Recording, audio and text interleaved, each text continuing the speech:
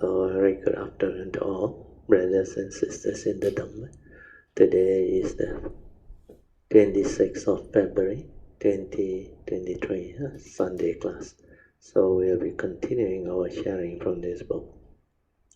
The 84th lesson of the Six Patriarchs Platform Sutra, Chapter 10, the final instruction. Okay, as usual, we'll compose our mind, develop the faith, Saddha, Virya, then mindfully we shall commence the Puja chanting. Namo 本师释迦牟尼佛，南无本师释迦牟尼佛，南无本师释迦牟尼佛，南无观世音菩萨，南无观世音菩萨，南无观世音菩萨，南无阿弥陀佛，南无阿弥陀佛，南无阿弥陀佛，南无阿弥陀佛，南无阿弥陀佛。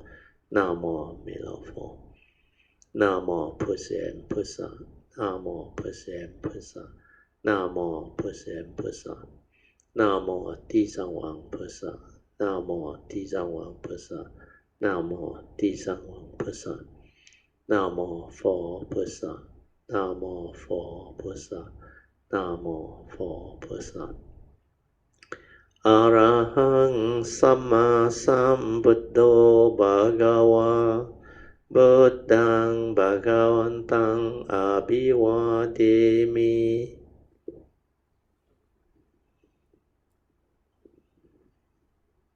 สวากาโตภะคะวะตาธัมโมธัมมังนัมมัสสามิ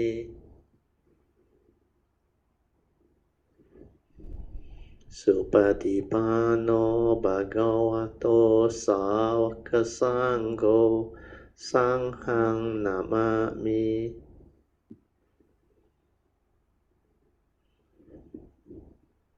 นะโมตัสสะภะคะวะโตอะระหะโตสัมมาสัมพุทธัสสะนะโมตัสสะภะคะวะโตอะระหะโตสัมมาสัมพุทธัสสะนะโมตัสสะภะคะวะโตอะระหะโตสัมมาสัมพุทธัสสะพุทธังสรณังกัจฉามิธัมมังสรณังกัจฉามิสังฆังสรณังกัจฉามิDutiyampi Buddhang Saranang Gacchami Dutiyampi Dhammang Saranang Gacchami Dutiyampi Sanghang Saranang Gacchami Tatiyampi Buddhang Saranang Gacchami Tatiyampi Dhammang Saranang Gacchami Tatiyampi Sanghang Saranang Gacchami Panati Pata Veramani Sikkhapadang Samadhiyami Adina Dana Veramani Sikkhapadang Samadhiyami Kamesu Miccācara Veramani Sikkhapadang Samadhiyami Musawada Veramani Sikkhapadang Samadhiyami Surameraya Majapama Datana Veramani Sikkhapadang Samadhiyami Sadhu Sadhu, sadhu. Okay, let us pay respect to Puja. Buddhang pujemi.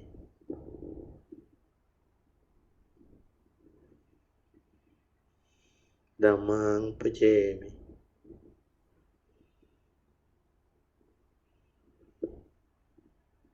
Sanghang pujemi. Invocation to the Devas. In this universe in their entirety, let the deities and Devas come here. Let them hear the good teachings of the King of Sages, which gives heaven and release Nibbana. This is the time to listen to the teaching. This is the time to listen to the teaching. This is the time to listen to the teaching. Samanta Chakawalesu Atra Gachantu Devata Saddhamang Munirajasa Sunantu Sakemokadang Dhammasvanan Kalo Ayang Badanta Dhammasvanan Kalo Ayang Badanta Dhammasvanan Kalo Ayang Badanta Namo Tassa Bhagavato Arahato Samma Sambuddhassa Namo Tassa Bhagavato Arahato Samma Sambuddhassa Namo Tassa Bhagavato Arahato Samma Sambuddhassa Iti Peso Bhagava Arahang Samma Sambuddho Vijja Charana Sampanno Sugato Lokavidu Anuttaro Purisa Dhamma Sarati Satta Deva Manusanang Buddho Bhagavati Swakato Bhagavata Dhammo Santitiko Akaliko Ehipaseko Opadaiko Pachyatang Veditabu Vinohiti Supatipanno Bhagavato Sangho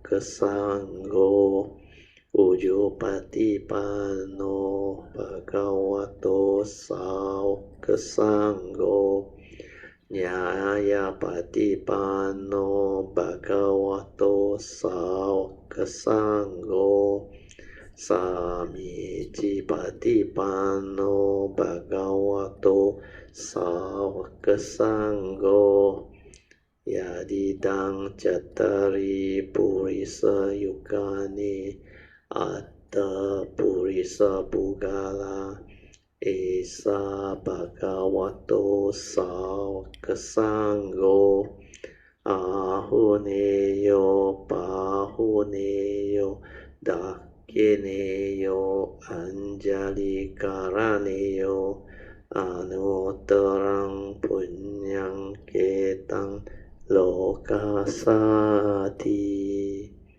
Sadhu Sadhu Sadhu. Okay, you all can be seated. Then we shall continue from where we stopped. Page 41 of this book. 84th lesson of the 6 Patriarchs Platform Sutra. Okay, we stop at page 41. So now we continue. According to Dhammapada verse 21, these are the various very important Dhammapada verses within the Apamada Vaga. Verse 1 is verse 21. Heedfulness is the path of the deathless, and the heedful never die. Whereas heedlessness is the path to the dead, and the heedless are as if dead. So heedfulness is very important as far as cultivation is concerned. To be heedful, according to Dhammapada verse 23, one must be ever mindful and constantly meditative. To be ever mindful, one must train one's mind to be mindful first, then stabilize it to be ever mindful. Then constantly meditating means constantly cultivating the Noble Eightfold Path to realize the enlightenment. Combining them lead us to heedfulness. All the methods and techniques, including anapanasati, are just skillful means to anchor the mind so that it does not become heedless and wanders off.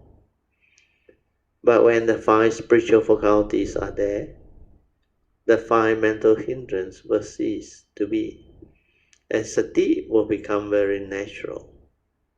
Only those without the spiritual faculties need to use methods and techniques of meditation to train their mind in sati. So this one is just for the information of those who do thought-based meditation. Without the spiritual faculties, you can't really be in the state of awareness. So you need the spiritual faculties to counter the 5 mental hindrances. That's why they have no choice but to use this method and technique as skillful means for them to train their mind, pending their ability to stabilize their mental faculties. When sati is there, you continue to relax, to stabilize it, until sati becomes pasati, and pasati becomes samadhi. Why is pasati not included in the 5 spiritual faculties? It is because pasati is the beginning of the silent mind. The tranquility of mind and the stillness of mind is very important. It is very difficult to perceive it. But the Buddha knew with sati, you can use it to develop the initial wisdom first. The Buddha knew with sati, you can use it to develop the initial wisdom first. So pasati alone is of not much use, because pasati, even though it's an enlightenment factor, but it's still not stable enough. So you have to allow pasati to stabilize. Sati, when stabilized, can give rise to specific phenomenal awareness. That's why throughout the day, you just aware, but you don't go and maintain the awareness or sati. Do you understand? That's where Sun Xiu went wrong. He doesn't want to have any wrong or defiling thought. That's why he keep on guarding his mind, and that is not meditation. Because when you do that, how are you going to live life? If you keep on maintaining awareness to deal with duality, you cannot develop the wisdom, and that's not the way. Your mind should be in a natural state of awareness. You don't need to guard it, and you don't need to do anything about it, because the doing is by the thought. The thought wants to be aware. That's why he maintains that. Do you understand? Okay. That's where he went wrong. This is about Sun Xiu. Then when he maintains that, he still has duality. That's the reason why when Hui Neng read Sun Xiu's poem or stanza, he straightway knew Sun Xiu hasn't realized the true mind, the silent mind, the first stage of transformation, born of Hui Neng's teaching, on realizing the stage of no thought. That's why Hui Neng knew he has not even reached this stage of no thought, which means he has not realized his true nature, his true mind. That's why the 5th Patriarch told Sun Xiu, you are at the gate of enlightenment, but you don't know how to seize your mind to go in.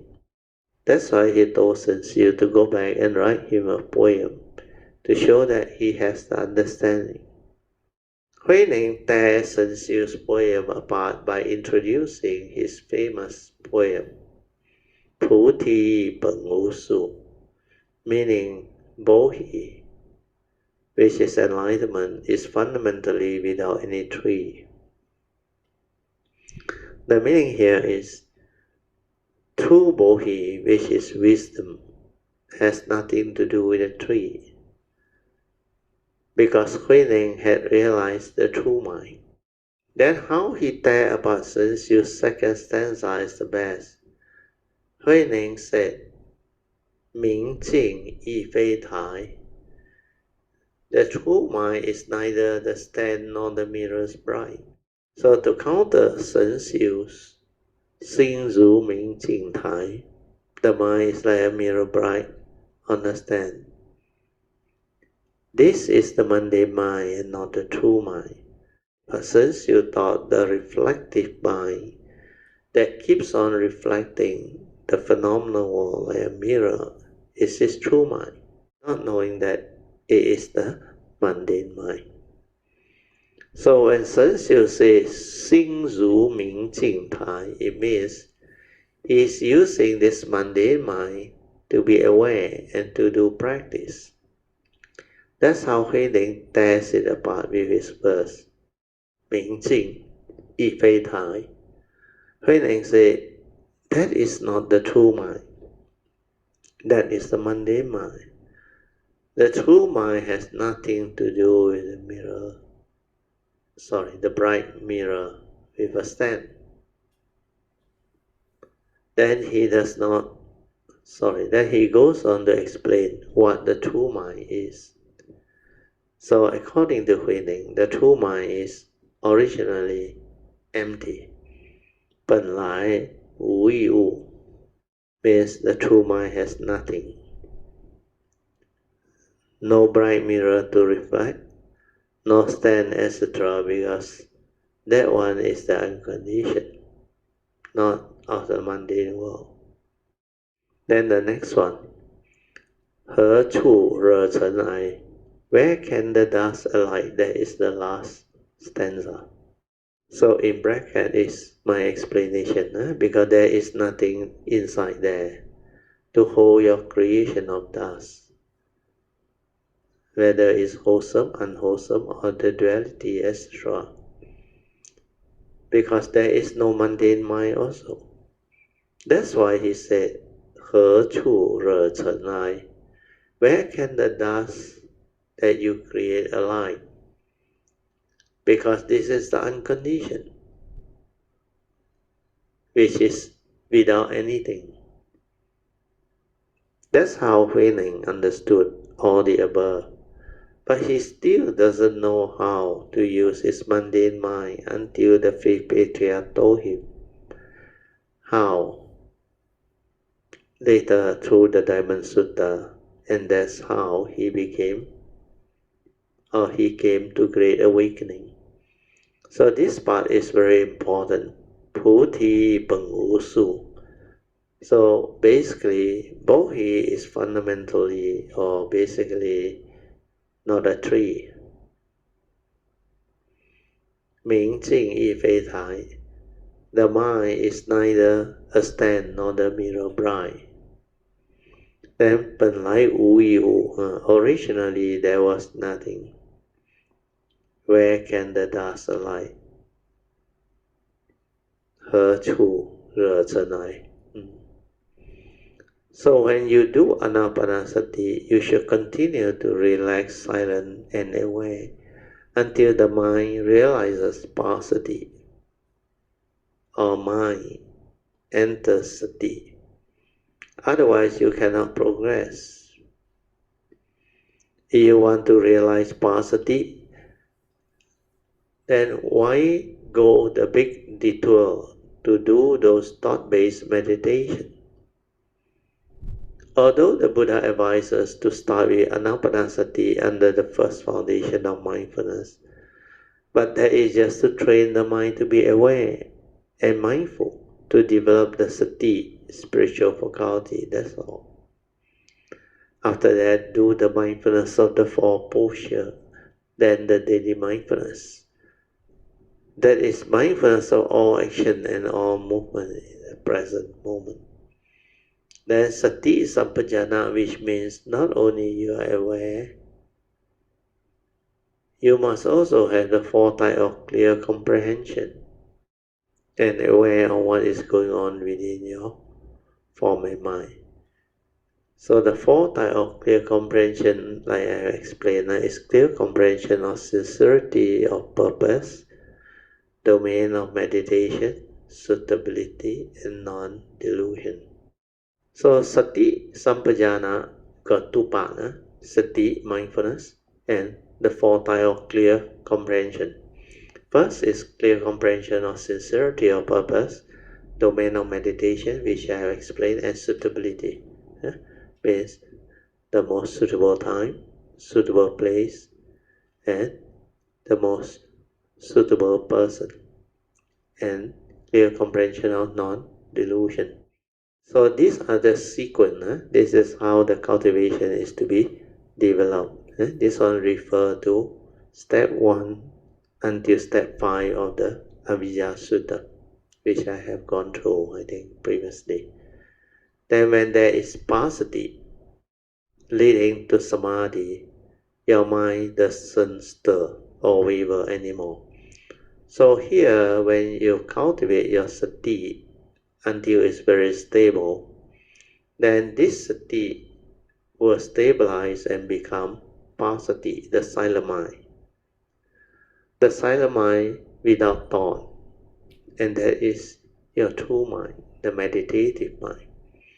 So when you reach this stage, you should continue to relax and maintain awareness until that passaddhi also stabilizes, leading to samadhi. Samadhi means that mind has become so quiet, so still, until it's more stable, does not waver, is collected. Yeah. So the mind that has become collected and does not waver, this one can see things as they are. So here is written, when there is passaddhi leading to samadhi, your mind doesn't stir or waver anymore. Your mind becomes collected, then you can see things as they are. That's how the direct seeing can come about, and that's how awakening can happen. Without samadhi, it cannot happen. So when there is samadhi, the mind doesn't stir or waver. It means your brain is not interfering. That's why it cannot stir. That is to see things as they are. Then you will come to understand not everything that the book says and other people say are the truth. Then you will understand clearly what the Buddha meant by Sabbe Sankara Anicca, Sabbe Sankara Dukkha, and Sabbe Dhamma Anatta. That's how you awaken. You will come to realize that all of Sankara is a movement from that nature. That's why Bodhidharma told the monk, you don't even know this basic nature of mind. You can't cultivate. You need to start from basic through understanding mind. Sinh quỷ kinh bệnh. That is, everything, all things, good and evil, including the mundane mind, they arise from the self-nature. For mind is the forerunner of all things. So this one refers to mundane mind. And when the mundane mind arises, everything arises. That's also the reason why Huineng say, how amazing. Nothing is apart from that self-nature. All Dhamma arises from that self-nature. What is Dhamma? All your duality, good and bad, everything, all of the Buddha's teachings, they arise from that self-nature. So nothing is apart from your self-nature, just like the Tao.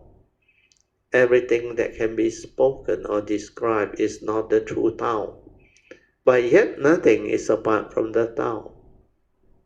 That is a very important understanding. Then when you realize that direct seeing, the understanding is so clear, there is no thought, no knowledge, no words involved, it just awakens. That's how the mind becomes enlightened and transformed. Then the mundane mind, which is connected to the form and mind, will understand. Because it is awakened. When it awakens, the wisdom is there. Then this wisdom is never lost, because that nature retains it. But that nature can only retain it through the form and mind connected to it. Without this form and mind, you cannot find the gateway, you cannot connect, and this wisdom cannot stay. It's just like without the crystal image or the rupang, the wisdom energy cannot be retained. In the same way, when you awaken, the wisdom energy is connected to your form and mind. This wisdom energy, when it is there, this living being is no longer deluded, meaning enlightened. But that one is not you, because this is just the vehicle and tool, which is dependent, originating, impermanent, not a permanent, unchanging entity, where you can hold on to it, cling on to it, and say, this is me, this is I, and all this can be mine. Therefore, learn how to use them to serve you. So when you are awakened to this, Sakaya Deity is rooted out straight away.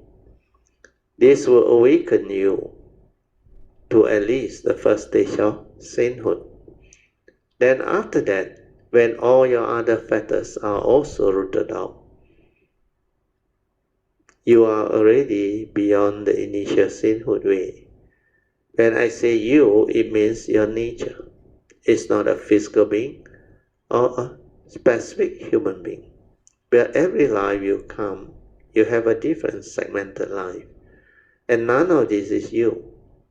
And all of your whatever evolution or inheritance, they are all stored up in nature. We call it the karmic nature and the spiritual nature. And these two, you must understand how to use and develop them. As for your karmic nature, the moment you are born of it, conditioned and supported by it. You are what you are because of it. Because karma is immediate. So you have to take care of karma. That's why every life you come, you have to develop this understanding, the right view, to take care of karma. The Buddha's first teaching, in the Buddha's first teaching, he talked about the law of karma. His advice is just avoid all evil, do good, and purify the mind. This arises from right view with regards to the law of karma. Because when you don't take care of karma, your life will become afflicted and miserable. But when you take care of karma, develop wisdom, you become different. That's why it improves your life. To change your life, to become a better living being with better personality and character. Means personality-wise, character-wise, understanding-wise, and virtue-wise. You need to follow the advice of the Buddha to develop those things. Then your life will transform. You will become beautiful. You will not have so much problem. If life after life you can have this understanding and you continue to take care of karma, then when you are ready, you can also develop awakening and enlightenment. Then after you connect, you can continue to perfect your spiritual nature. And for this spiritual nature, you can only start inheriting from it when you connect. If you don't connect, you can't. That's why this part is very unique. The whole of cultivation center on this understanding. So today's sharing is like a very important revision for you all. I cut out all the thought-based teaching because those meditative experiences are not so important. You only need to understand this and just meditate accordingly. You have the spiritual faculties developed, you can straight away hit this station, no thought. And this one becomes sati, the daily mindfulness. That's why I say if you don't do the daily mindfulness, there is no way you can awaken. Sati sampajana is very important. When you have done the daily mindfulness, you can develop specific phenomena awareness. Then when you are able to have this stable daily mindfulness and specific phenomena awareness develop, you technically don't need to really practice meditation. But the moment you silence your mind and sit, you are already in sati. In the midst of life also, you can be in sati or awareness. Then the moment you don't do anything, you will straight away be in sati and stillness. That's why immediately you can go into stillness and silence. That's the reason why I said, why practice? Why meditate? Just relax, aware, and you are there, because the moment you are without thought, you are already there. Why must you try to be aware or practice awareness? You never inquire who practice. Awareness cannot be practiced because it is an understanding. You must understand. The moment you are without thought, you are already aware. So practice what? And who practice? The thought wants to practice. The thought will make you think, become more active. And when thought is active, there is no sati. That's why all this so-called sati they do are thought-based. They are not the real sati because they do and create a very conducive environment by slowing down everything until they become so quiet and so still. Then they thought this is sati. Do you understand? This is not sati. This is just a conditioned state because the environment, the tranquil setting, make them peaceful. According to the Buddha, there are three types of peace. The first type of peace is called kaya viveka, born of physical renunciation and environment's condition.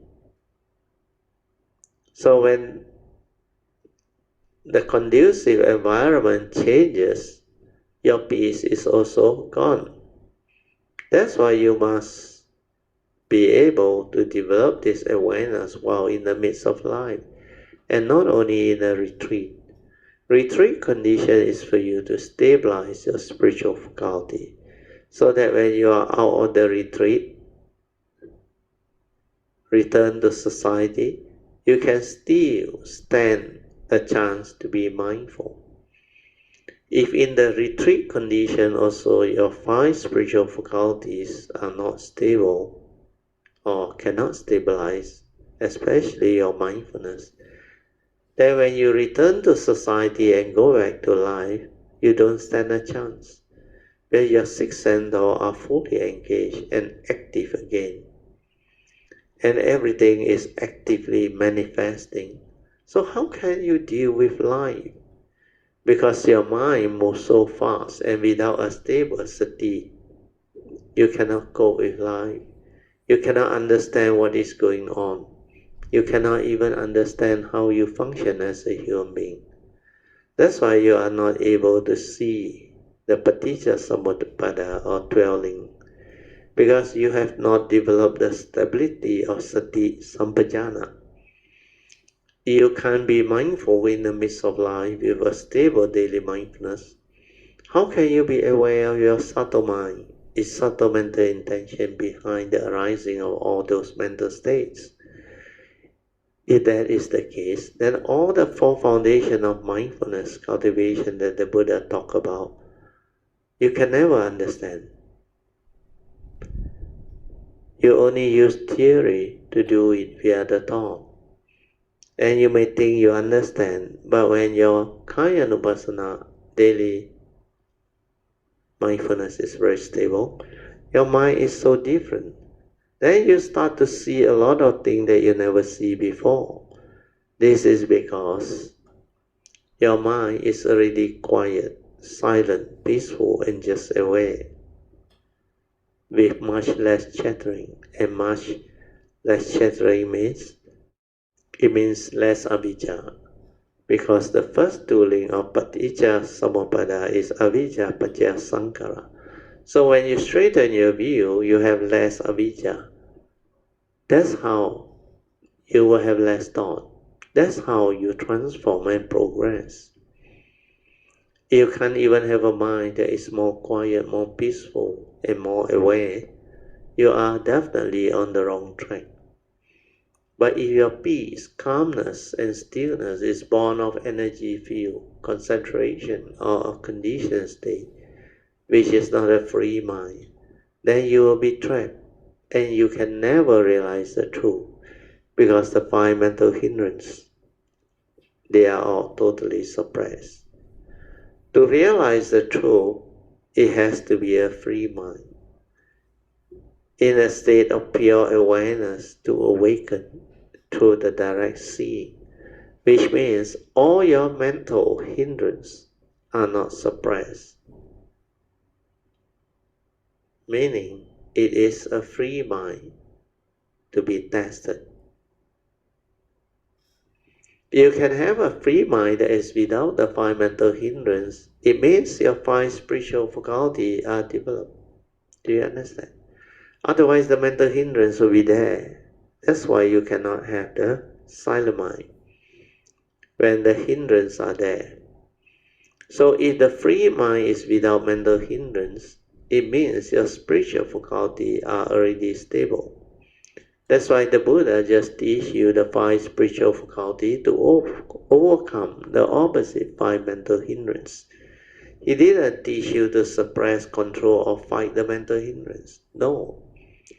He said the moment the spiritual faculties are there, the hindrance will cease. And you will be able to understand spiritual teaching. The five mental hindrances will be overcome or countered if the spiritual faculties are there. So no need to fight the mental hindrance, no need to suppress, control, or do anything to the mental hindrance. Just let them be. Just like your like and dislike, pleasant and unpleasant sense experience, your own duality. A lot of people don't understand. They thought duality is bad and they must overcome duality. So what do? They try to fight, control, and suppress to do it away with the defilement. To do away with the defilement. We are not wanting to get angry. That's of no use. Because that is suppression, not wisdom. I don't want to arise duality. I don't want to comment. I don't want to arise any right or wrong. These are your knowledge. These are your views. Do you understand? You are holding on to those views. And that is not wisdom. Because when people push you, you still get angry. And you will argue back. That is suppression. But when you really have the Dhamma understanding, you will understand. And you can accept them for what they are by saying, yeah, you are right, I'm wrong. Do you lie? You didn't lie, right? I am wrong according to you, because you say I'm wrong. According to you, I'm wrong. So I agree, yes, you are right. Then there are these three levels of Mahayana C. Kan San, Use San. Do you remember? When you say, this is mountain, and I agree, this is mountain, because yours is mundane seeing. So to you, it's a mountain. And yes, it's a mountain.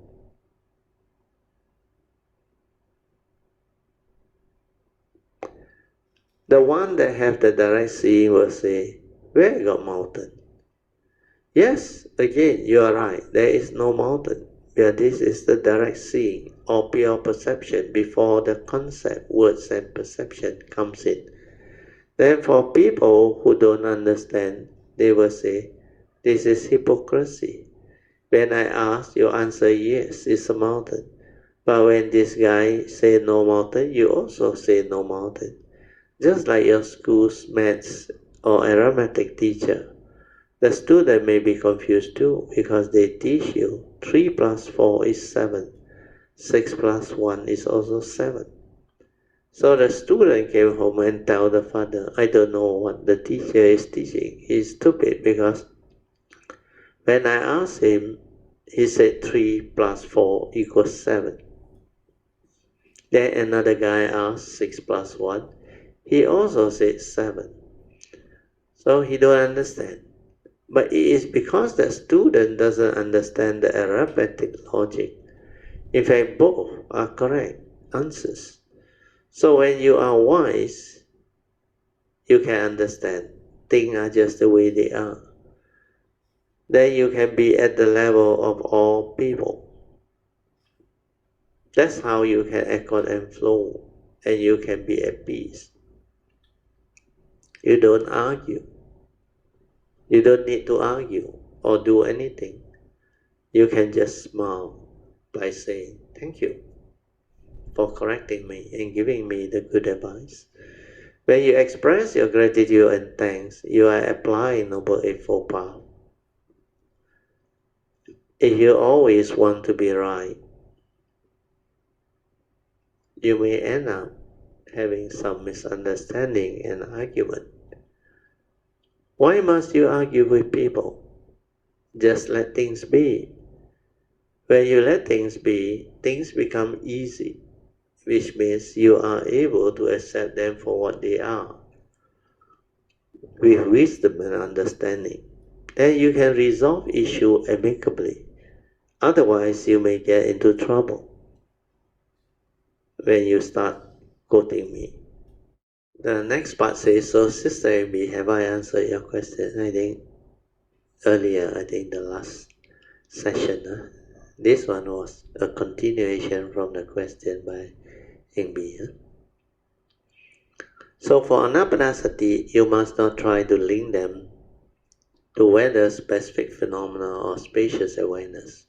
When you do anapanasati, it means you are training your mind to be aware until it realizes pasati, or mind enters sati.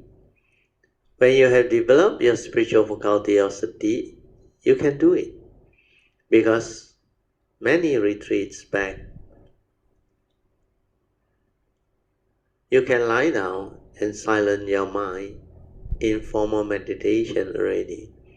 Otherwise, you cannot do that. Without the spiritual faculty of sati, your awareness cannot be there. So what you need to do is to strengthen that spiritual faculty of sati through the daily mindfulness. Your daily mindfulness, you have to really stabilize it until throughout the day you are aware. It can come about. It is not difficult.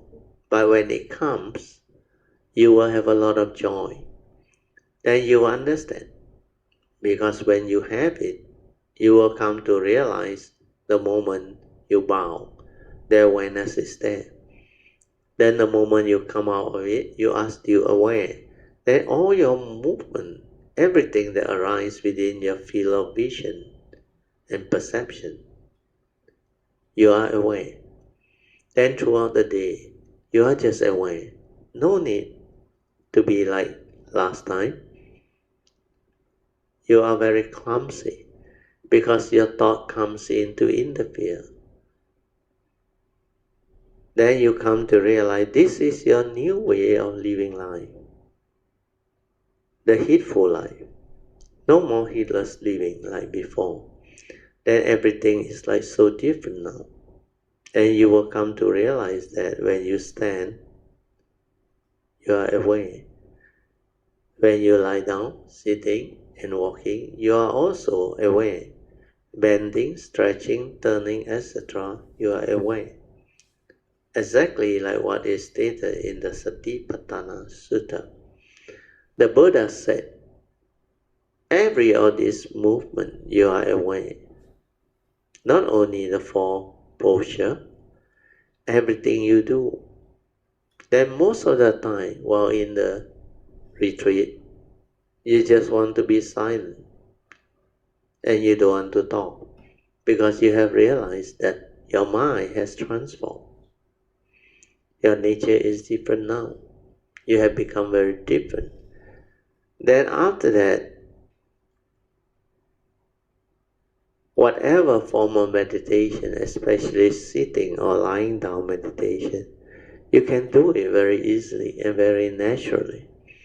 The moment you relax, silent and aware, you are without thought straight away, and can also go into the meditative state straight away.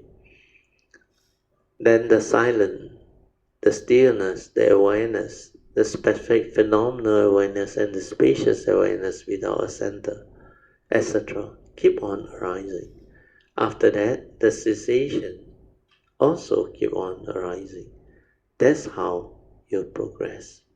That's why the daily mindfulness has to be very stable. And if you have an understanding, the virya will come. You don't have to crave for it. You only need to determine strongly, and the virya will drive you to cultivate diligently. Then you just do so. Like what I have told you all, I determined to be aware because I realized I was hardly aware when I started doing that daily mindfulness. I was hardly aware less than 5 minutes a day. Then I tell myself, this is not right. I've yet to start cultivating the highest meditation which my teacher Prajnayantra told me. He told me the highest meditation is we choose aware every action, every movement in the present moment. I check and I try it out. But I came to realize I can't even be aware for even 1 minute initially, because split second is gone. Then I determined to be aware with the virya. I continue to bow, walk, sit, and meditate with awareness throughout the day. Even when I reach home, I determined to be aware of my basic posture and movement while at home. Then while I lie down, I also maintain awareness. Upon waking up, also aware. To progress, you must have this religious routine, a good religious routine for cultivation. Which means when I enter my house, I will pay respect to Triple Gem first. Then everything I do it with mindfulness or awareness. Then I try to maintain mindfulness throughout while at home. Then later on, I bring this mindfulness training out of my house to my driving, then to my office, and then integrate it with life. Finally, initially it was not easy, especially during meetings. But these are high-profile meetings. When you are alone in your office, it's easy. When you are alone at home, it's also easy too.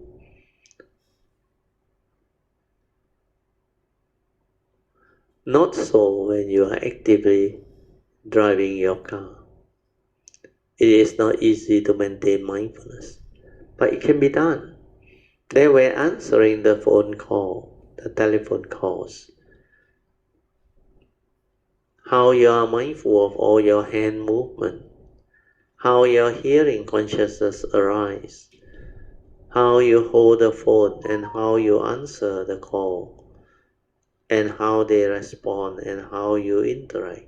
You are fully aware. After that, how you put down the phone, also you are fully aware.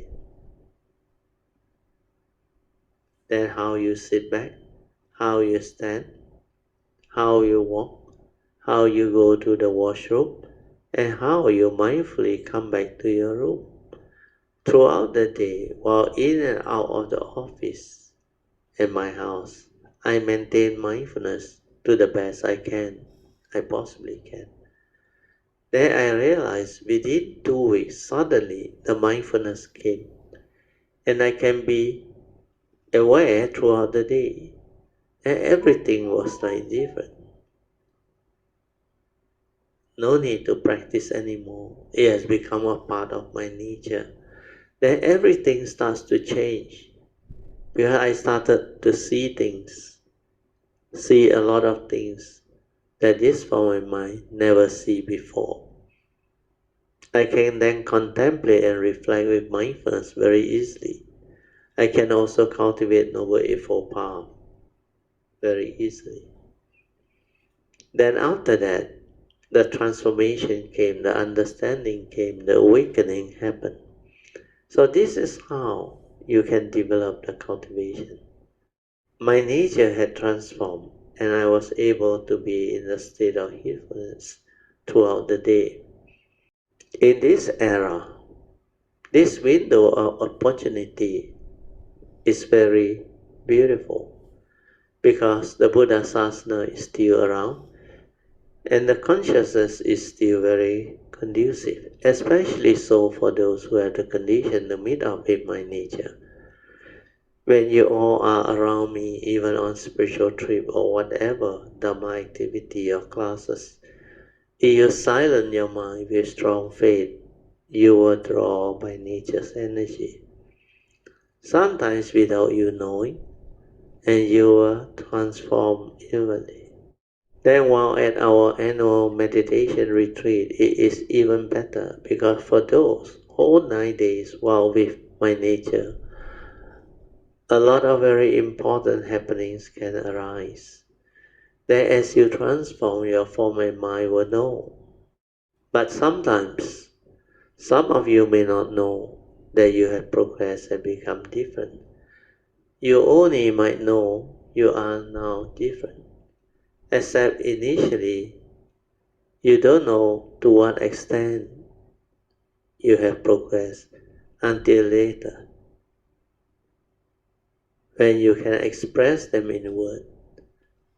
By that time, you will have a lot of joy because you will come to realize you are completely different now and you have transformed. Okay, so we stop here. Sadhu, sadhu, sadhu. So now I think we can have our 45 minutes of awareness-based meditation. Okay, you all can slowly, mindfully come out of the meditation. Then we will continue our second session, which is meditation reporting, followed by whatever question you may have.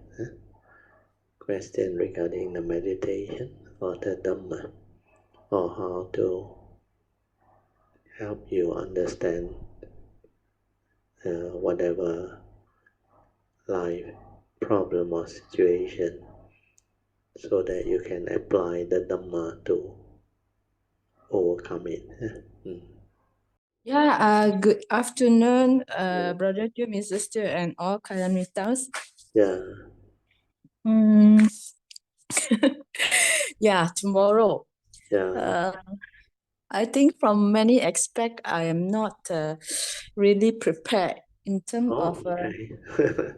You're supposed to go for about 3 weeks, 3 or 4 weeks. Actually, it's we go for 4 weeks. The Mm. actual retreat is 3 weeks. Oh, okay. The rest is we get ourselves from KL right up to the starting point, and from the end point come back. So it become like 4 weeks. Yeah. So friends recommend me to read the book of it's about the Buddha life. So I also read until 25%. So I also didn't continue. Okay, but don't worry, I think they will explain to you one. Those who are conducting the retreat, when you are there, they will brief you and they will explain to you the significance of all these holy places that they are visiting. It actually mainly consists of the four holy sites. They call it the holy site. One of them is the name Lumbini, where the birth of the Buddha take place. Then after that is where he got enlightened. The enlightenment place is also of great significance. So when he was sitting underneath the Bodhi tree, so I think that place, if I'm not wrong, is Kushinara, is it? Kushinara.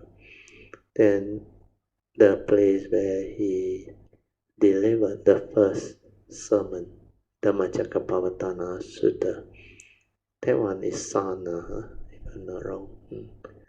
Then there is another one where he passed away.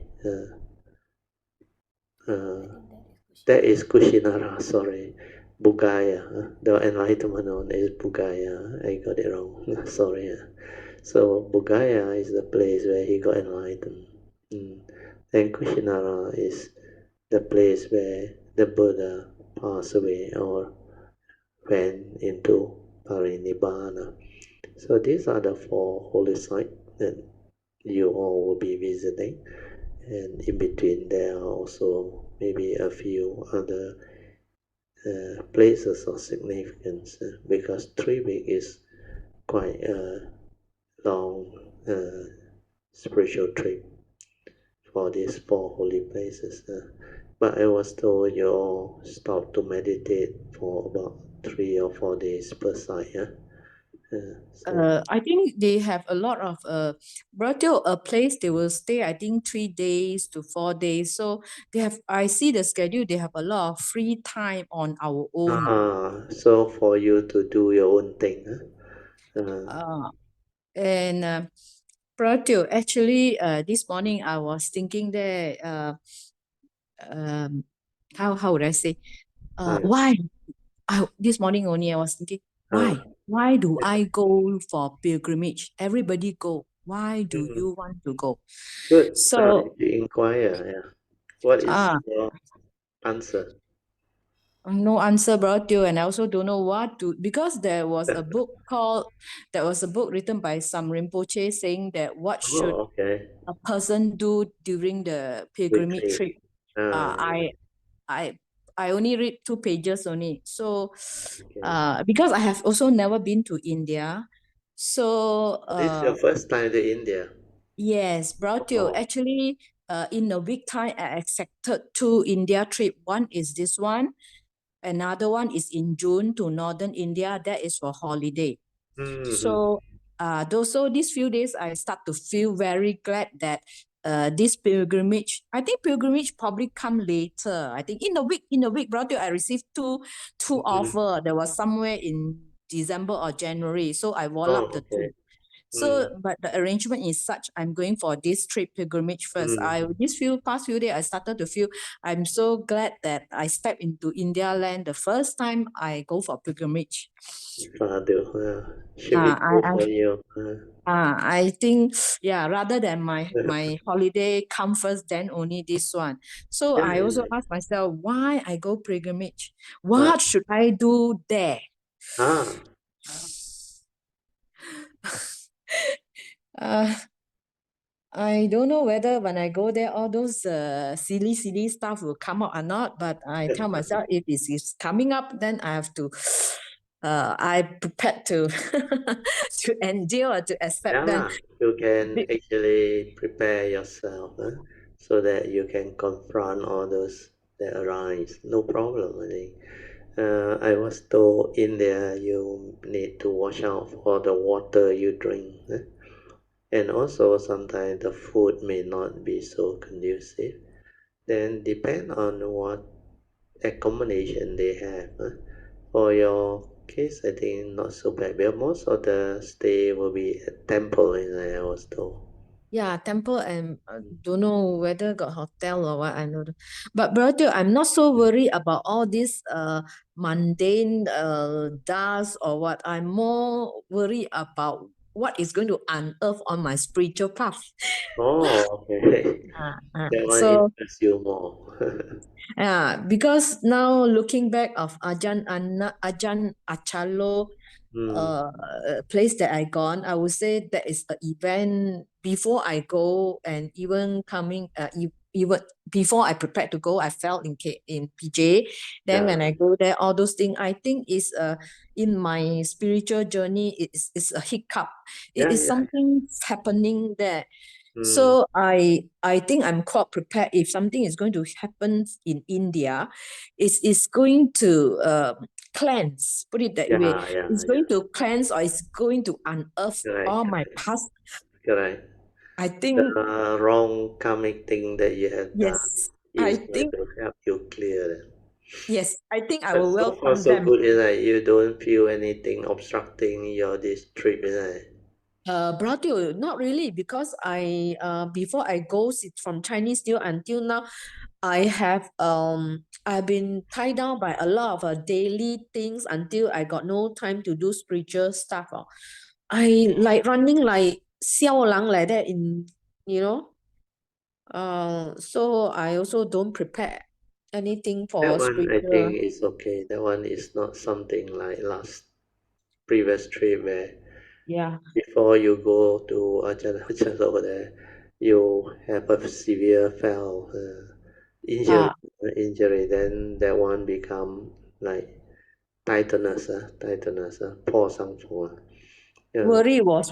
worry, but Then luckily later it was. I advise you to consult the doctor. Then luckily you recover the day before you're supposed to fly off. Mm. Yeah, but Brother, that time the last lesson in Brother house before Yeah, I go for flight, because my group we got parted slightly earlier. Me, Song, PG, yeah, yeah, yeah. Chin Ha. Correct. I think that last class in Brother house, I sit at the sofa that Freddie used to sit. I Ah, cry yeah, yeah. also, and my body moved left and right, and I don't know who pushed me. Ah, yeah. So But that India. one all you managed to clear it already, so should be, I think, quite safe. This journey shouldn't be anything. I But think. brother, deep down I know when I do spiritual work, whether I listen to your talk or Mm, what, I can know in inner me mm, that is I'm trying to, I listen to the talk. mm. I don't have the stamina to consistently. When I'm listening, I'm trying to run away. I know I just want to stop and go and do something else and come back. I So all see this, like this. I mentioned just now, Ah, these are your karmic past obstruction that will come back and like I wouldn't use the word haunt you to create karmic obstruction for you. But like you say, when you are prepared for all this, you just have to maintain the faith and persevere and just continue walking this path. Then everything will clear up. What you need is sincerity, faith, then persevere. This tree, remember to hold on to this tree, then you can overcome whatever that arises. So even like you say, like something want to force you to run away, don't want to listen or say, it's your life. Like I mentioned just now, you have to make a choice. If you understand that you hold the key to your own life destiny, then you can develop the understanding to make a difference to your life. Means to be happy or unhappy, go the right path, following the Dhamma way, or to be heedless, going back to the old heedless way, is entirely your choice. So choose with understanding. Choose to be happy. Choose the Dhamma way, because it can help transform you in the future. Whatever you go through this life determines your future. So every moment, every instant, when life passes by, that decision, that choice to be heedful is very important. As I strive on with heedfulness is the final advice. And to do that, you must have faith. That you must train yourself to develop heedfulness, which is awareness, stabilize it. So constantly meditative is the first one, means your daily mindfulness, your awareness, your inner awareness, self-awareness. You must develop it.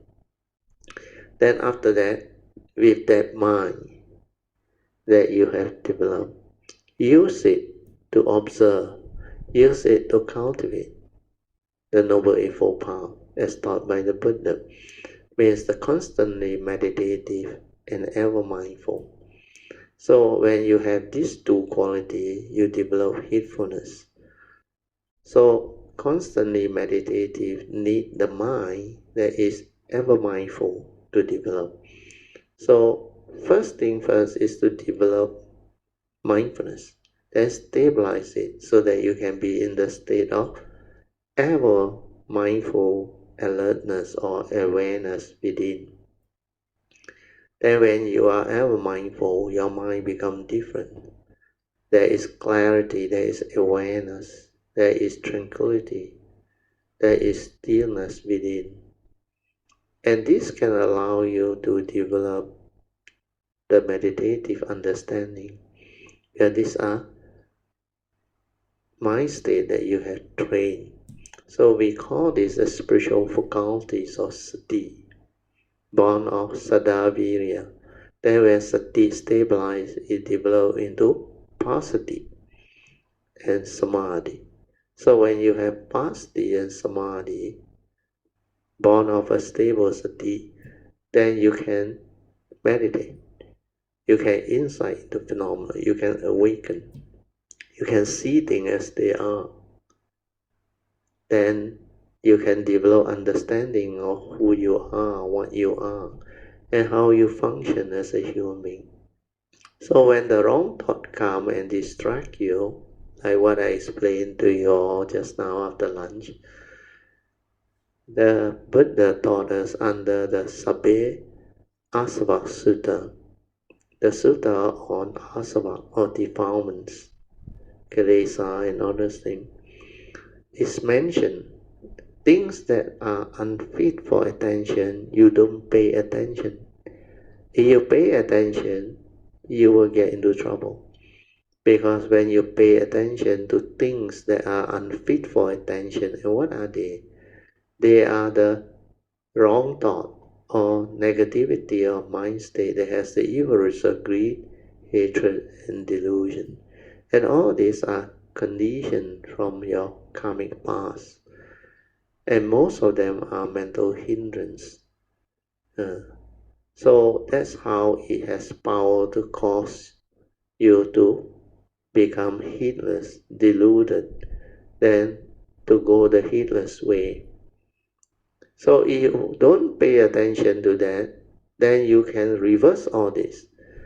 So what the Buddha mentioned under the Sabba Asava Sutta is, you have to pay attention to things that are fit for attention or appropriate for attention, so that you can grow along the path of Dhamma, so that you can progress. And what are the things that are fit for attention? He told the monks.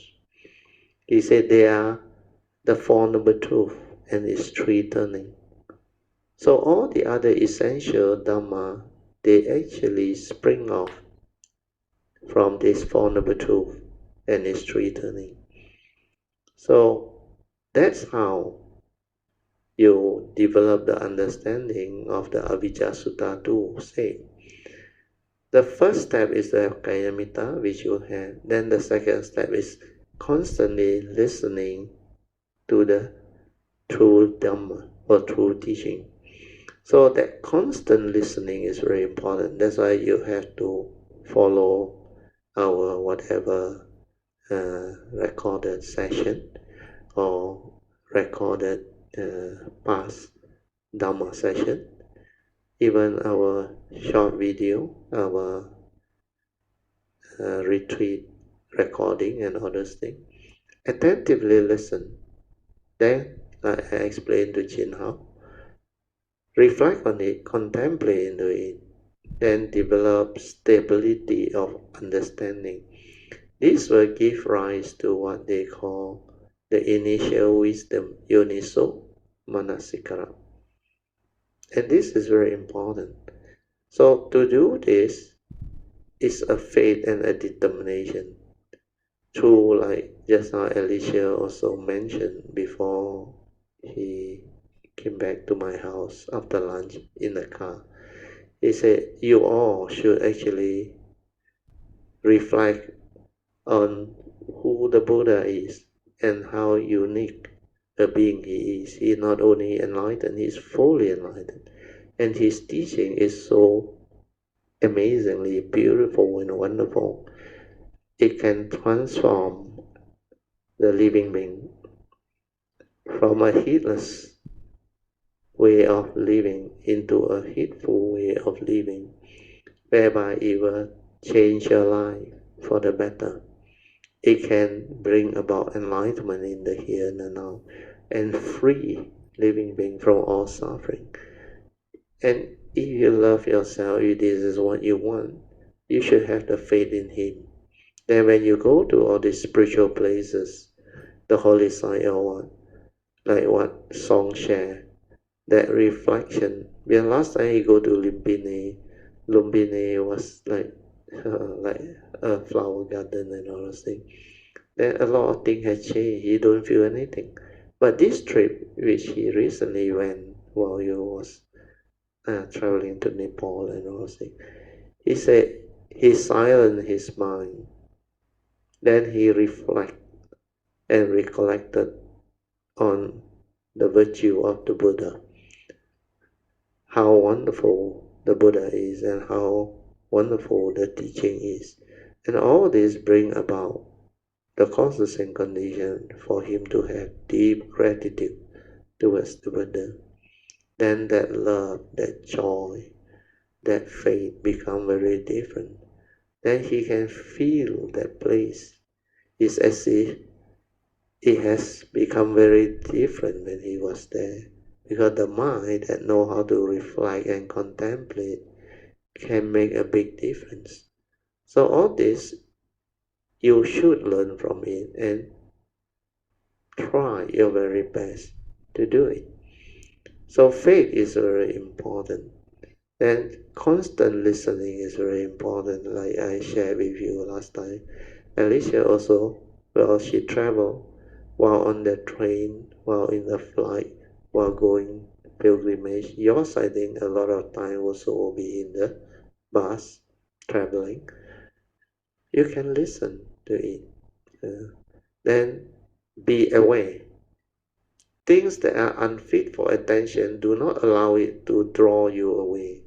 Like Alicia shared, he said, our mundane mind, very fast, it draw you away, make you heedless, make you lost yourself. Where the mind like to latch on to things, hold on to things, and create all the chattering, the reasoning, and all the what they call verbalization inside there. And all these are unfit for attention. Then like you experience yourself, you tend to recall the thing that your colleagues say and your neighbor or whoever say that make you unhappy, and you have this tendency to dwell into it, where these are your karmic paths, your karmic obstruction that actually condition you to think that direction. So these are things that are unfit for attention. So do not pay attention, because like Alicia came to know, it's not going to help you. It's going to make you miserable and unhappy. Or sometimes it makes you heedless. Means you are not able to be in the state of awareness, to have the silent mind in meditative state, to observe, to investigate, to inquire, to understand. All these are missing. So these are the key pointers or understanding that you have to write it down and develop them while you are on this spiritual trip, so that in future, when you continue with your cultivation, you can become more and more progressive in that sense. Like you said last time, you hope after you retire, you have more time. You can cultivate better and honesty. But it looks like now, after you retire, you also have a lot of worldly things to uh, attend to, and like you cannot focus on all this. And there's a reason for all this. Like the Buddha said, we are all born our karma, heir to our karma, conditioned and supported by our karma. And we are what we are because of karma. So karma dictates so much of our life. So you have to take care of karma. So these are karmic obstruction from the past coming in. So you have to like determine with the faith, prepare to go through all this, like you mentioned just now, which is very good. Whatever may come, that it come, you confront it with understanding, with wisdom, and with the silent mind. Especially the three qualities that I use to advise all Kalmita. Be sincere, have faith, then persevere.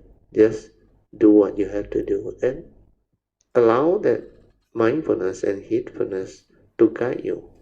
When you are aware of your wrong thought, things that are unfit for attention, just cut it off. Cut it off means don't allow it to continue. Otherwise, it will continue. The habitual tendency, the momentum of thinking, they will continue. Because throughout the day, you heedlessly doing all this until it becomes habitual. So to reverse all this initially is not easy. Asking for forgiveness is very important. Repentance. Then determine not to repeat all this wrong thing by following the advice of the Buddha to avoid all evil through what? Cultivating the precepts. So precepts are very important. In fact, precept is one of the most important. You can keep your precept well, means you will know how to cultivate. Because without sila, samadhi cannot kick in. So when it comes to the sila part, it's a very important cultivation of mindfulness, where we undertake the training rule, not to kill, not to harm, not to arise all this selfish thought, not to steal, not to mislead. So you must be mindful of all this mind state. Then not to commit sexual misconduct, not to lie, not to deceive, and not to partake intoxicant. So after you go through this precept, you will have less problem in life, because when you take care of precept, major evils are not there, major karmic obstruction are not there. Then you have asked for forgiveness and repentance for your past karmic obstruction, then your life will be more conducive for you to cultivate, to walk the path of Dhamma. Then the most important one is, I remember the Kalama Suttas. The Kalama Suttas, the Buddha's advice, although it appears very simple, but there is a second part to it which is deeper. Where the Kalamas, I remember, they asked the Buddha, there are so many teachers that come. and each proclaim that their teaching is the best and all those things. So how can we know which is the right teaching and the wrong teaching? So the Buddha came out with this very important understanding. He said, whatever teaching they tell you, don't believe. Even from holy book or whatever, you don't have to believe. You only use two criteria to check. The first criteria is that if I follow the instruction and do, does it harm me? The second criteria is, does it harm others? If it doesn't harm you and doesn't harm others, then go ahead, understand that, and follow the instruction. And the second aspect to this is more important. Be aware of your thought. That's why that day in the Unicode, awareness of negative thought, which is part of today's sharing also. Things are unfit for attention. These are all wrong thought, negative thought. So apply the Kalama Sutta to your thought. If the thought that you are paying attention to, if that thought is not able to bring about the two conditions that the Buddha mentioned, he said, when you think those thoughts, does it harm you? Then it becomes very obvious. If you think the wrong thought, which are unfit for attention, what will happen? It has the evil roots of greed, hatred, and delusion. It will cause your karmic negativity, your downfall. So, wrong thought is something that will harm you. Then, the second thing is, when you have this negative mind state or wrong thought, does it harm others? Definitely it will harm others. So when you see this very clearly, then you know you must not follow your thought. You must follow your understanding. That's why acting according to memory, which is from your accumulated views, opinion, conditioning, and thought process, is not acting at all. But this is what your memory, your conditioning, your belief system, your views and opinion tells you. And these are not wisdom. Because you have fear, you have phobia, you have insecurity, you accumulated all the rubbish inside there. You have your selfishness, the evil roots of greed, hatred. So all this, when you act according to your fear, your selfishness, your insecurity, or your deceitfulness, you are not acting at all. This will give rise to wrong thought. That condition negativity, that trigger of karmic negativity that will condition your fear, worry, anxiety, sorrow, and lamentation. So all this become very clear. And when you apply the Kalama Sutta to it, you will become very different. That mindfulness will enable you to see all this. Then you, like Alicia said, you suddenly realize this is the wrong way to live life. And you have to change.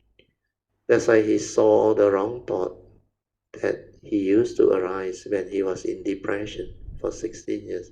Then straight away he can talk to the thought, enough. You have been tormenting me for so long. I now see you. Then straight away that thought subsides. So he doesn't want to pay attention to those thoughts. He doesn't know, he doesn't want to give attention to those thoughts. So those thoughts which are non-beneficial, not appropriate for attention, with understanding, she acknowledges it, aware of it, then it ceases. That's why you will start to reverse the cultivation by applying the last two right effort to cultivate the right thought, right speech, right action, and right livelihood that are still not in you. That's how you start. And all these are noble eightfold path, wholesome quality, virtuous quality. that you need to develop. So if you continue that way, all the karmic obstruction will be gone, and you will know how to actually overcome them as they arise, even under this spiritual trip, so that one by one you can clear them. Okay? Huh? Chipotle? Yeah, Brother Teo, thanks. Uh, I always think in negative way that yeah, because this is your habitual tendency from your coming. It will come. So it's not you, understand? So when you're aware of it, reverse it. Your life, you take charge, you decide. Then all this will not have power over you sooner or later. So this is how you develop the ability to have this understanding to overcome your karmic obstruction and to transform your understanding to allow you to progress along the path of Dhamma. And this is very important. Brother Teo, I sometimes Uh, the beginning first 1-2 year when I joined Brother Teo, I uh, think I'm much hardworking compared to now. Those days when I see those senior that already follow for 10 years, I say, oh, after 10 years they learn Dharma, they are like that. So I try my best. Of course, I look at them with curiosity. Then slowly, I drop into the situation that I can understand why, and I'll be like them. So at times I feel like learning Buddha is not easy, like that. Then there's a thought, even it is a negative way, I always tell myself, moi học, I can do whatever I like. I don't have to feel a guilt that, oh, my cultivation very bad. But then always behind it, there's a sound telling me, you already maybe many life not learning. Now this life you don't learn again, your future life, many, how? You probably already procrastinating for so long, still want to okay. continue. Okay. So this Yeah. is something good, isn't it? Huh? Something good for you, isn't it? So that you wake up. It still Uh, wake you up, miss. Too bad.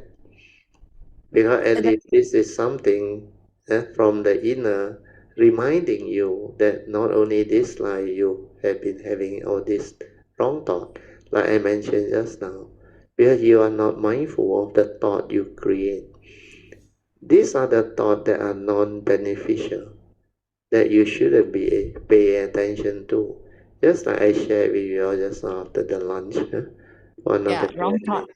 The Kayamita's cousin, from the age of 50 until 75, she suffered is because she got this karmic obstruction and she asked that type of question which are not relevant.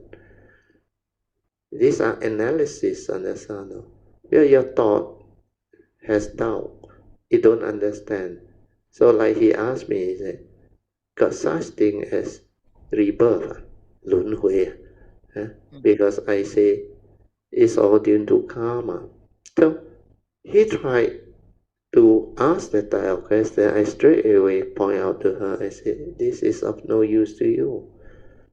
Even if I answer yes, there is, or no, there isn't, is it going to help you? It won't. So why did you ask this question? It's because the karmic obstruction, understand? The karmic obstruction will ask you this type of question, and you yourself, when you ask the type of question, like you already distracted away from the discussion, which means your thought is trying to get a justification.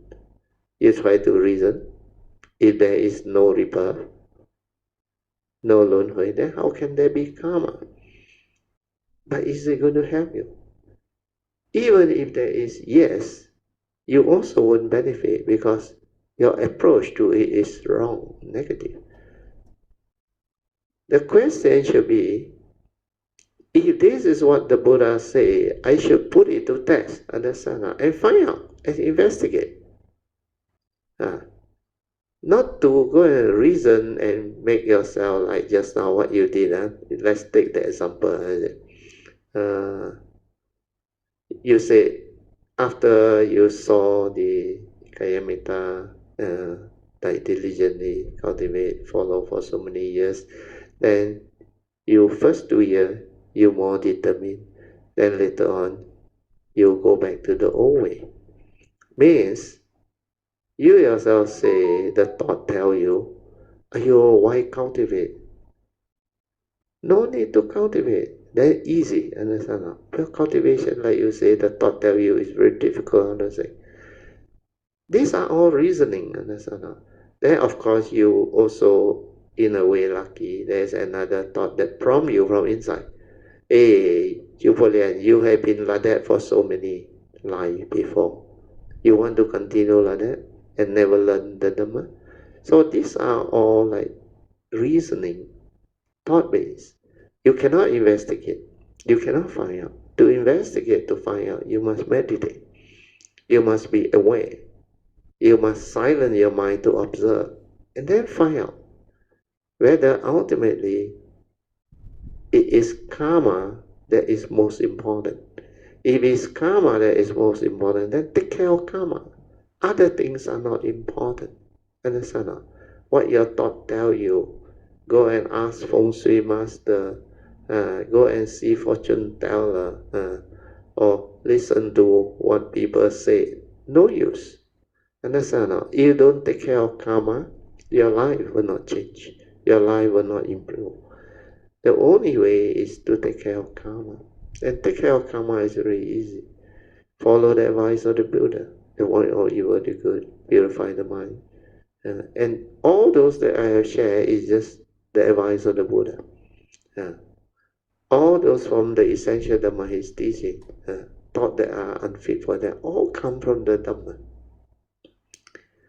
So ultimately, it's not using the thought to reason, to analyze, to justify. All this is not going to help you. It is not going to change your life. To change your life, you have to be determined with the faith. Then just persevere, do. Follow the advice of the Buddha. Need to ask for forgiveness, repentance. Then have faith, persevere. With sincerity, just move, just cultivate. So this is what you need to get it clearly understood so that you can make a difference to you. Otherwise, the same argument, the same reasoning, you keep on repeating without you knowing. And most of the time, like what you say, you cannot stay focused like people who have the faith and determined to learn, because the karmic obstruction come very often and make you like that. I saw a lot of time. You can't pay attention for long. Then after that, you are lost in your own dream world already. Even just now after lunch, also I saw other people were attentively listening, discussing, and all those things. But for you, you very fast, like lost yourself. But once a while, you are with us. So you have to work on all this understanding. Okay, Sis Poh Lian? Yeah, brought you. I think I know what you're talking. Yeah, you should know because you know what you are doing when you are sitting down there next to Manya. Alicia. Alicia and Manya. Yeah, I think Oh, Alicia also looked at me a few times. yeah, because you just turn off I and think think of something else. I don't pay 100% while my finger is doing something else. Yeah lah, a lot of other thing going on. So all this is sign of karmic. There is this karmic obstruction that keep on arising. So if you don't know how to break the karmic obstruction, then it will continue to have an effect on you or haunt you. Yeah, Bratio, like you say, during the meditations, right? Yeah, If there are something bug on us, then you say, okay, please give me the mercy of this half an hour. I want to yeah, do my meditation. allow me Mm, to meditate for the next half an hour. Then whatever you want me to attend, I will attend to it later. So allow me to have that space to develop the meditation or to train my mind to develop the inner awareness so that I can have this half an hour of meditative silence, meditative peace, tranquility, stillness, so that my heedless thinking can stop. So all this is how you develop the understanding to talk to your own five aggregate form and mind, means your own thought. Allow you to have the space to meditate so that the thought will not come in and disturb you or haunt you. So whenever you want you to think, is it after the meditation, after the meditation, after a few times, it will not disturb you already. Where this thought is such that when it has no power over you, it will reverse itself. Uh, so you need to develop this style of understanding to root it out. Brother, is this one like I'm attending this Zoom class now. Just how the thought also say, oh, I need to take the break from the freezer. So all this okay, I need to check on certain. How the thought come out because this thought has go on in your memory already earlier on. You want to remind yourself to do it and all say. Then your heedlessness is so habitual, even when you are in a Zoom session, that thought will rise. That thought is respond to that memory you accumulate, you hold on. So when it arises, it's not a problem. You have a choice. If you want to take that thing out of the fridge, you take it out, no problem. You just excuse yourself. Or when you are not reporting or what, you can just go and do it. But when you are reporting, you can just tell the thought after the session finish. Understand? Then it will not come and haunt you again. If it come again, then after the session means that habitual thing which respond to memory, which you can't see in the past, like Alicia now, he can see all this. That's why she has become very different. She transformed it because the mindfulness allow her to see and observe all this movement. That's why she can understand my sharing. She said last time my sharing is like in the beginning, the word I use are very simple. So he thought Dhamma is very simple. Yeah, but you every time share the same thing, very simple. But then as she cultivate and develop the understanding, she realized now that very same word or the very simple, the meaning is very deep, and it can apply to so many things. That's why it's very different. There is a lot of joy. Now all the Dhamma, like she starts to have the understanding of what I say last time. Well, I spoke from that level down. So everybody can only receive up to the level they are at. Beyond that, they cannot. But because she progressed, she realized she can see all the level of understanding up to what she is now. So the appreciation, the joy, the faith comes in. And that is a new phase that she is going through, and she is going to become more and more beautiful, have more and more understanding, clarity, and the cultivation also will progress to a different stage and different level. So this is how you should actually develop the understanding and the faith, and then watch yourself aware. Why this thought, not other thought? And you realize they are all respond to memory. You have accumulated it. You have given it meaning, a thought. Then it continues to like surface. And most of the time is when you give meaning, when you worry about something, at that thought keep on coming out. Uh, when you fear, you forget, it keep on coming out. Actually, no need, write it down. Forget means forget lah. Write it down. Then when you look at the note, oh, okay. Then you need to go and do it. Do it. Write your appointment, everything. Write it down so that your memory is not overworked. Otherwise, your brain, the memory, when it overwork, it make you heedless. It think a lot. Yeah. Then a lot of things like you want to remember. So you actually stress your brain. Then your brain has not much space, not much clarity. We're cluttered with a lot of this uh, attachment, accumulated memories, the things that you want to do, the unfinished business. Uh, so all these are the cause of your heedless thinking, your habitual tendency. Then there is no space, no clarity inside. When there is space, there is clarity, your mind is different. Like just now I explained to Song, where he start to understand the importance of Yoniso Manasikara, wise attention or wisdom at the moment of sense experience. When he starts to see the importance of this, he starts to understand himself. Without Yoniso Manasikara, he cannot break free from all those wrong thoughts, all those heedless thinking. It keep on coming. But when there is this Yoniso Manasikara, which means the Dhamma surfacing to prompt him, then he starts to understand, the mind becomes less and less reactive, like I always share with you all. When there is step 4 of the Avijja Sutta, when you constantly listen to Dhamma, then reflect, contemplate, stabilize understanding, then this Dhamma wisdom, like Sabbe Sankara Anicca, Sabbe Sankara Dukkhang, they will keep on surfacing.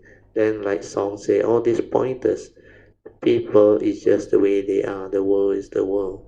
We choose accept everything as natural, condition like that, things. So all these pointers starts to become clear, stabilize. Then when it stabilize, he realize he can come to terms with the reality. He can accept things as they are more and more, more and more, more and more.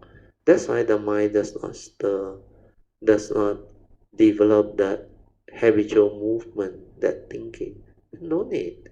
Think also like that, don't think also like that. So if you got appointment, things that you want to recall or remember important, write it down. Write it down is very useful. Once you write it down, that's it. No need to remember. Then less activity for your brain as well. No need to like want to remember, want to remind yourself. No need. All this you can just live life as it is, accord and flow. Then when the time comes, you will be very surprised. That message which is important, even though I write it down, I don't try to remember. It will surface or no? Oh, because somehow near to that time, that thing will surface or no? Then you will recall, oh, today I need to do this. Or what I will do is I normally let my wife know, hey, remind me of this. Then she will remind me. Then sometimes I have to ask her, hey, this weekend we got anything on or not?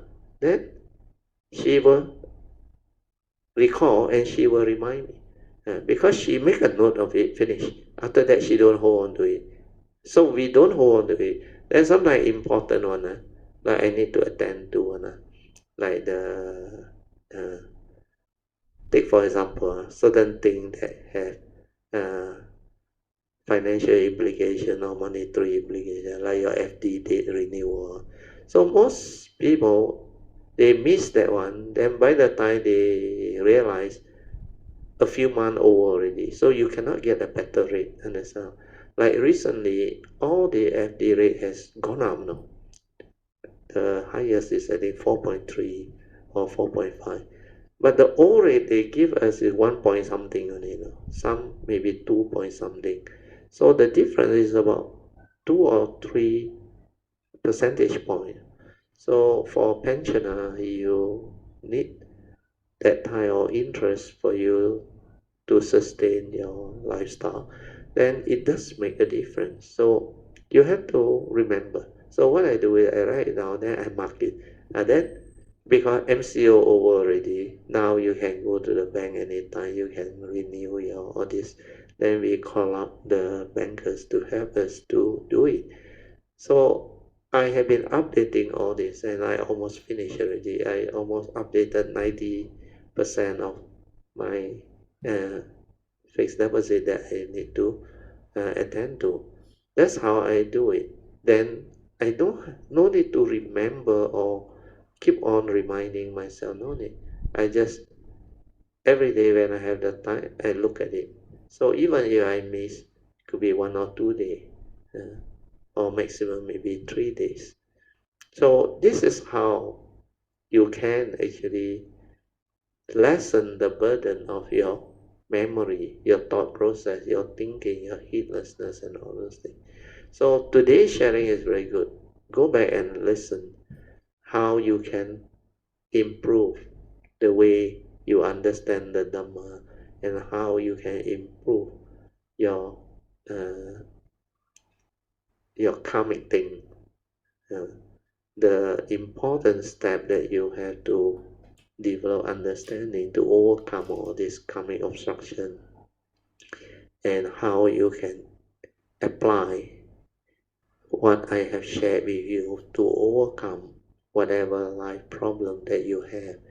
And these are applicable in real life situation, and it can help you overcome a lot of your karmic wrong thought, karmic obstruction, and all those uh, understanding that you need to progress along the path of Dhamma. Okay, Jubilant? Yeah, Sadhu, Brother Teo. Um, Especially that thing that doesn't fit attention should yeah, not be given unfit for attention. attention. Don't go and think. That one you have to wake up Mm. to that. Otherwise, you continue that way on.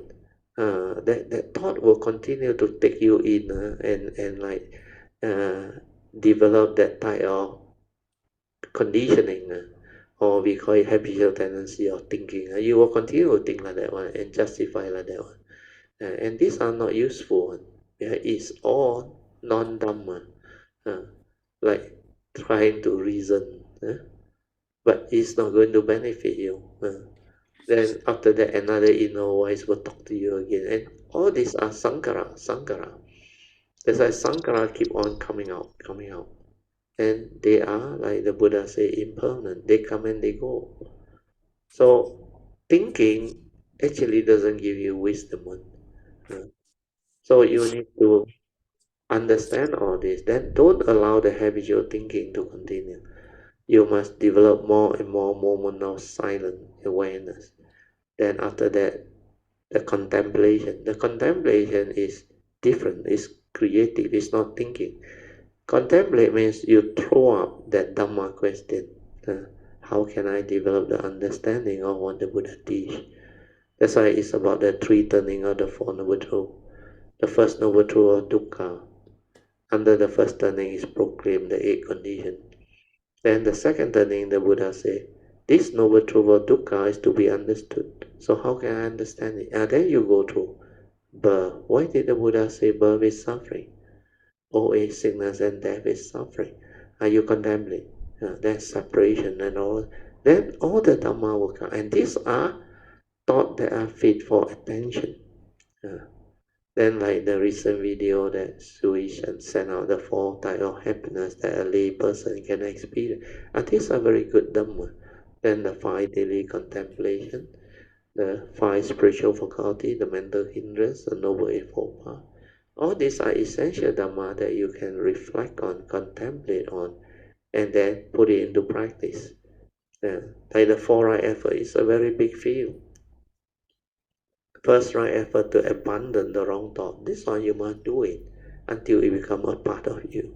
And the five way to abandon wrong thought, you must go into it, especially the third and fourth way, meditative way. You have to go into it. And all this can make a big difference to your cultivation. Instead of wasting your time thinking the wrong thought, like what happened to that lady, 50 years old to 75 years old, it was like hell to her. Then I reminded her, I said, is that light? What light? That is hell. So she was going through that phase where she worried about so many things. So when she worried about so many things, there is no peace. There is only this fear, worry, anxiety, sorrow, and lamentation. Where through memory, she keep on holding on to it until suicidal thought, until she developed depression, insomnia, cannot sleep, and all those things. So a lot of problem. That's why finally the Kayamita, because it was her cousin, she came and asked me whether I can allow her to come and see me so that she can develop understanding and help her finally. Then I say if she wants to come and develop this understanding, then no problem, then I can share. And they really come, I think last Saturday. Then she felt so much better before she left. Then recently, like today, I think Alicia also shared with us. Alicia heard that the cousin called her that she is now so much happier. There is more clarity towards the direction of her life, how she become what she is through coming understanding, and it changed her. If a person who doesn't know the Dhamma so new also can develop the benefit, then for you it will be much easier, Jubilant.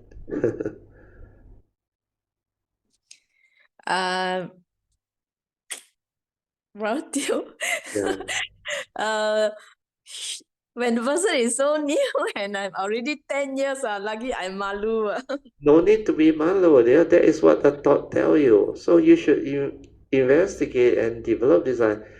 If a person which have a clean slate can understand it so fast, is because there is this determination. Because after 25 years of suffering, you know what I told her? No? I said, this is not life. To me, this is hell. So she only knows some Mandarin because she is not good in English. So finally, I used that Mandarin phrase. You have been playing the game of suffering for the last 25 years. 你在玩痛苦的游戏 understand? Then she like wake up because I said your life, you decide how you want to live. But for you, you are still thinking it's a joke, understand? Then you blame yourself, paiseh. These are all what the thought would condition you into thinking. That's why you cannot develop that focus, that seriousness, that faith to go all out. Maybe you have not suffered enough, like all these people. Maybe you need a more intense type of suffering to go through before you can really wake up. Brother Teo, that will be very, very bad already. Yeah, so don't allow that to happen. Don't wait for that thing to happen. Understand? Because you have already progressed so well to break all this karmic obstruction. So now it's just the last very minor type of karmic obstruction which block you from receiving the Dhamma, the truth. So all this you have to listen and clear it, clear it. Like I told that lady also, she also had some like you, but her one is problem of understanding. So I had to repeat it 3 times before she get it right. I say you cannot remember, you write it down. Where the karmic obstruction keep on coming out with the wrong thought and haunt her, the habitual tendency of thinking,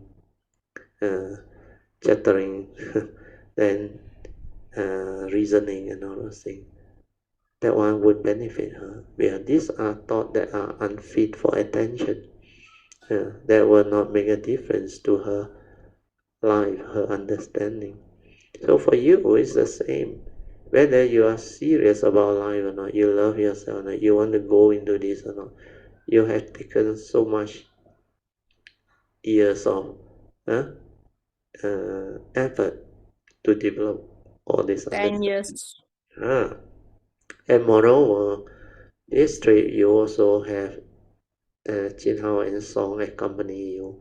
So the 3 of you, you can actually, as fellow Kayamitas, help to remind each other of the urgency of cultivation, the importance of this so-called spiritual trip, where you make the effort to go. So make full use of it. And this is the time that you all can afford because most of you are retired. You and Song retired.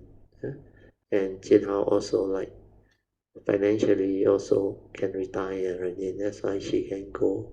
He can go with you all. So make full use of this. Understand all this. Okay? Sadhu, sadhu, Brother Teo. Sadhu. Really, hopefully, with Yeah, the blessing listen of to Brother all this Teo, and write it down. If like contemplate and determine to change, love yourself, then determine to progress. Then reverse all this wrong view, wrong understanding, and all the thought that are unfit for attention. See it, understand it, then don't allow it to continue. Like what Alicia explained just now, he said this is very important. But not until your stability of mindfulness stabilize and arise. Most of the people who don't have that cannot see. They can't see. But in this sharing, it's good. You listen, then it can cut short your time to understand all this. Then from there, you become very different. Then there is a possibility you can immediately, with the understanding, determine and change, and your life will become different. Okay, so anyway, you are traveling tomorrow, so you also need to prepare yourself. So we all would like to wish you and Song and Jin Hao a successful and meaningful trip. sadhu, Brother Teo. Sadhu, yeah, and have a safe journey. Sadhu.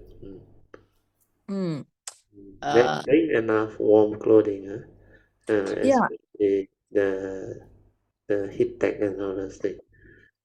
Songs it may not be so cold, but just in case. Just only at yeah, night. It seems uh, like at night at time night. or morning. At night, I think at night. And Yeah, at early night. morning. And early morning. Mm. The daytime is hot, they said. So don't worry, daytime, nothing to worry. Yeah, they say it's very dusty. Yeah. And we were told that it's all vegetarians. Yeah. In fact, Maybe, songs say vegetarian better because you cannot trust their meat. Because oh, beef and all those things, the way they cook, it seems not properly, not hygienic and all those things. So he said better take vegetarian. Their vegetarian are well prepared, it seems. yeah. They told me that once we are out from town, you say you hardly can see meat. It's Oh, only in the that's city. good. Yeah, that's good. So you all need to change currency or not? Oh, we already changed, Oh, but not much they we still changed. use hard currency there. No, we use no, Brother actually the most of the thing is already paid off.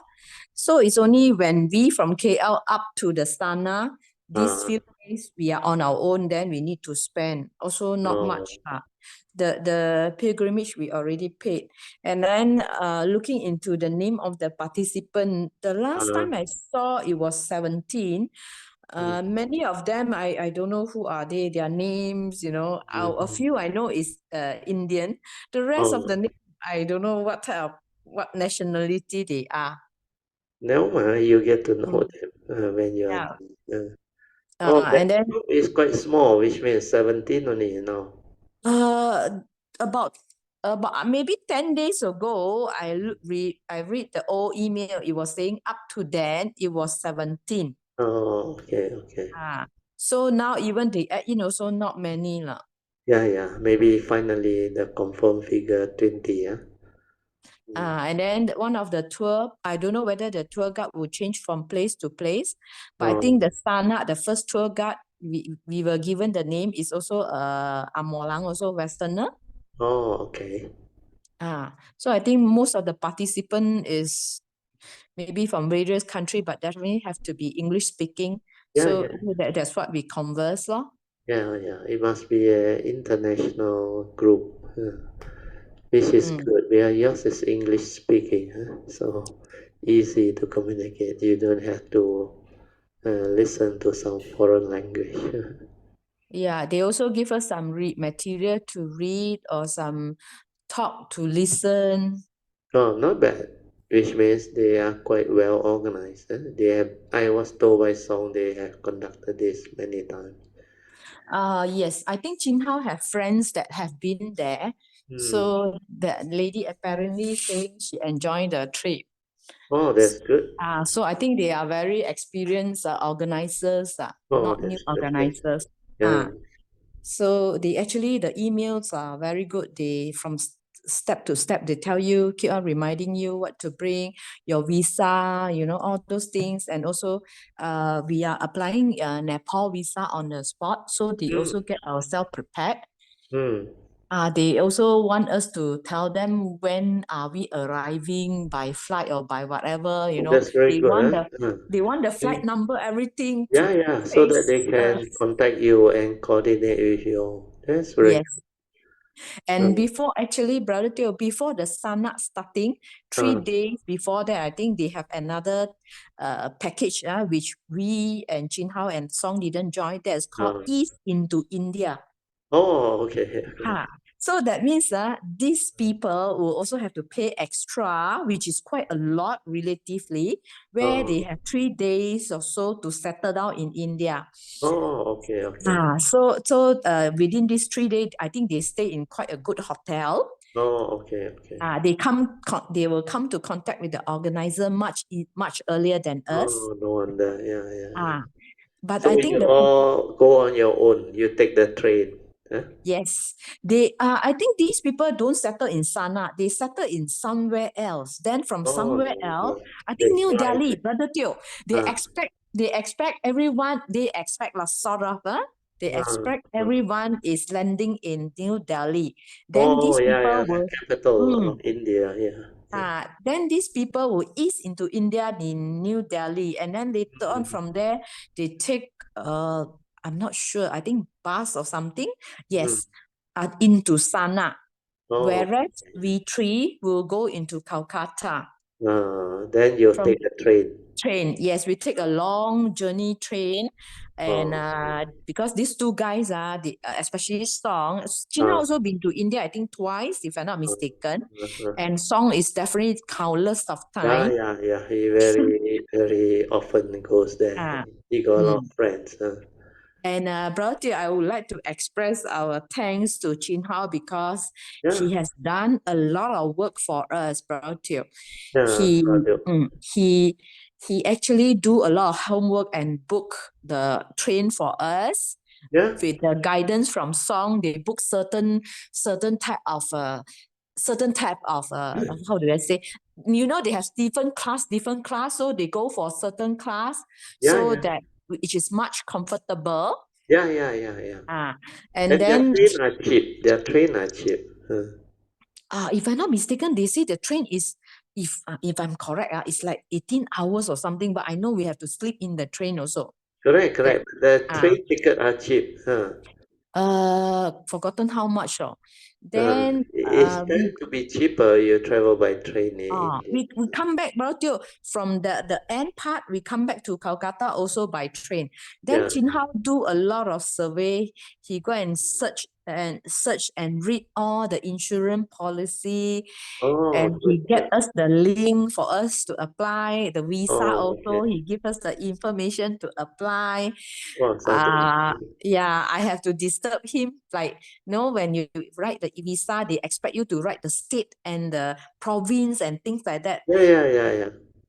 In the full address of our address in India, I don't know how then to identify which state, which province, these are the Not things. easy. That's why you need people who have the experience. I think Song has a lot of friends, isn't it? Song mentioned But going to meet Chin up Hao with. also, Chin Hao know all this. So when like I want to load photo, my photo size is too big, not accepted. Chin Hao have to reduce the Yeah, size for yeah, yeah. me, That one, until he do IT. a lot of he actually done a lot of all this Sadhu, background work sadhu. to Yeah, yeah. ease me and song. Oh, sadhu.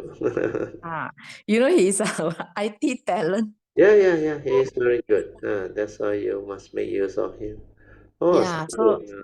if this trip without him let's say me and Song we will suffer gao in terms of Yeah, yeah, yeah. computer and all Logistic, those yeah, things. the logistic thing, Yes, computer thing. yes, Oh, yeah. you all didn't go through a tour company, yeah, to help No, you. no, no. Junhao booked Asia on our own. The train also on our own. And Oh, then insurance also sort of he find it in the yeah, internet, yeah, yeah. but I think he did communicate with that's the Great Eastern, all those. He go and find so many, and then he Yeah, yeah, yeah. compare, then give us the summary, So it and will be interesting when you are there, and we would like to hear your story, what happened. There will be yeah. some teething problem one, but you all can actually all Probably actually, Song have not shared the experience he has in ah Nepal and Nepal. what happened? He just now he's Uh, busy now. He's busy to attend to the apartment, so that's why he's oh, not. no problem, Otherwise, no today problem. he should tell us the Nepal and his travel and his meditation. Oh, okay, okay. Then next time, don't worry. When he come back, Anyway, and brother, thank you very much. yeah, Very all these years, I'm very glad that somehow I joined Brother Teo yeah, class. yeah, yeah. Sadhu. And 懵查查就入咗嚟。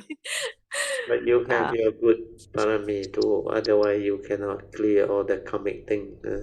And it's like meant to be when you came for the first retreat, where my wife cannot attend because of some condition. Then you fit in the last one. That's why all these are meant to be.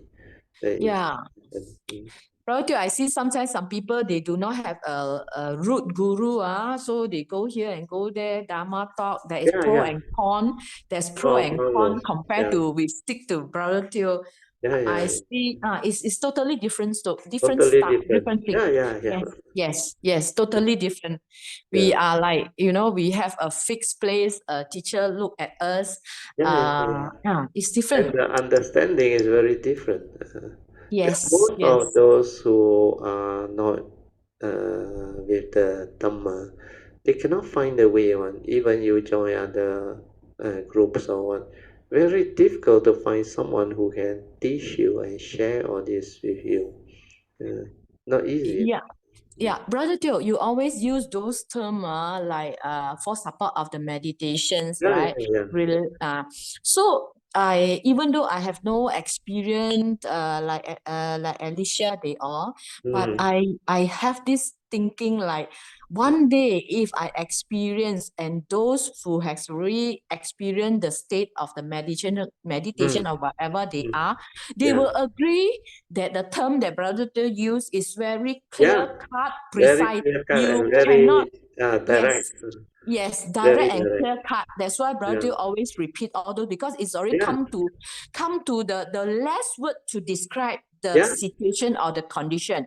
yes. Precise and clean and neat. Yeah, yeah, yeah. Precise. The word is Yes. precise. Yes, I have not experienced such, but I know one day if I were to have the chance to go into those states, I will Then you will also know, understand. You will yes, I understand. will also know those are the Yeah, precise yeah, word that Brother Teo used. yeah.